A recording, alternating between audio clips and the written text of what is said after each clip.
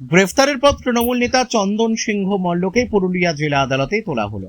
জমি কেনাবেচায় জালিয়াতি ও আর্থিক প্রতারণার অভিযোগে গ্রেপ্তার হলেন বড়াবাজার ব্লক এলাকার তৃণমূল শ্রমিক সংগঠনের নেতা চন্দন সিংহ মল্ল। শুক্রবার রাত্রে বড়াবাজার থানার পুলিশ তাকে গ্রেপ্তার করে। আজ শনিবার পুলিশ তাকে পুরুলিয়া জেলা আদালতে পেশ করে। ঘটনাকে কেন্দ্র করে বড়াবাজার সহ গোটা জেলায় ব্যাপক চাঞ্চল্য ছড়িয়েছে। পুরুলিয়া থেকে বিশ্বজিৎ সিং সর্দারের রিপোর্ট, বিগ নিউজ বাংলা। দেখুন, এটা তো হবারই ছিল।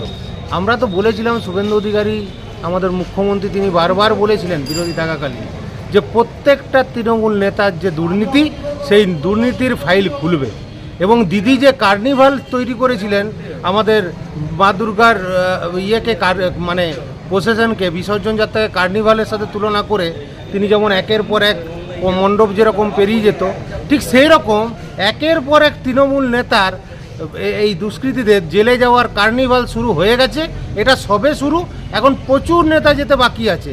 তৃণমূলের কেউ একটাও যারা এই কোনো রকম এই দুষ্কৃতি, এই যে জোর করে টাকা আদায়, জমি মাফিয়া, এই কেলেঙ্কারি এবং দুর্নীতির সাথে যুক্ত প্রত্যেকটা তৃণমূলের নেতা, তাদের জায়গা হবে কিন্তু এই জেলের পিছনে, জেলের গারদের পিছনে।